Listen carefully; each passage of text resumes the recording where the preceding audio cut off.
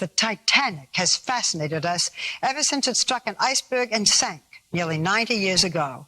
And now, if you can cough up enough money, you can take a small submarine to the bottom of the ocean and see the wreck with your own eyes. That is extraordinary. And ABC News science editor Michael Guillén thought so, but there were moments when we thought he wouldn't be with us here tonight or maybe ever again. So here now is his first-person account of a haunting tour of the Titanic. From day one, the Titanic has been, well, Titanic in every way. In 1912, she was the biggest, fastest, classiest luxury liner ever built. Then in 1997, she became the most popular movie ever made. I'm flying! Jack! Now, the Titanic has become the most expensive, most incredible, most unlikely tourist attraction ever conceived. Through the years, I've read about it, and I just want to see it for myself. It's not often you get the opportunity to do something extraordinary. This is one of those times.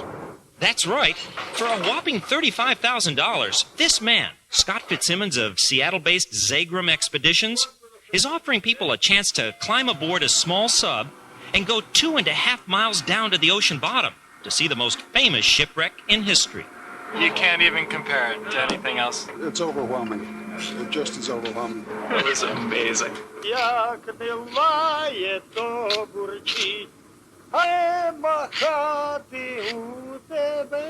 Adding to the adventure, the Russian ship and subs the passengers are riding aboard are the very same ones featured in the movie.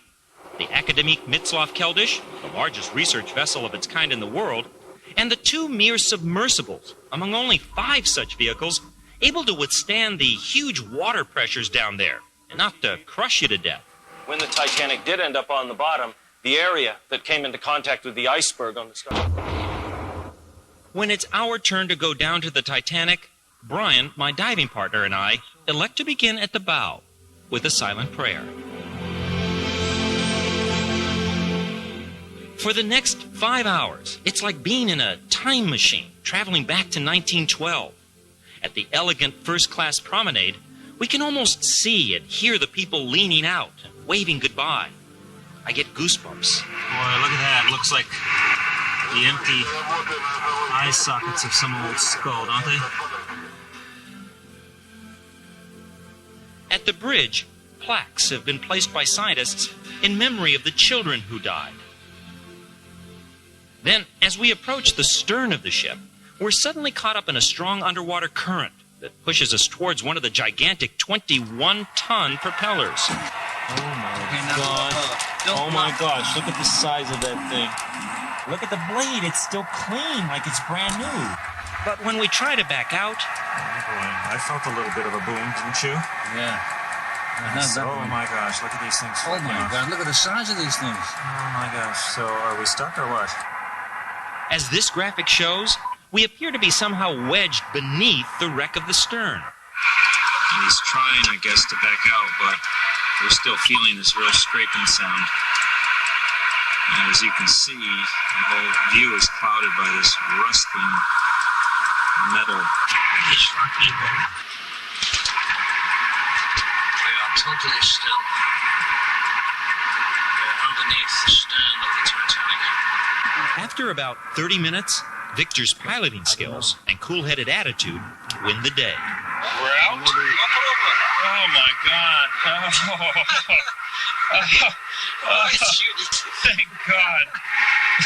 I don't think I've ever been so glad to leave anything behind except maybe my teenage years. Over the radio, we're ordered to the surface, our visit at an end.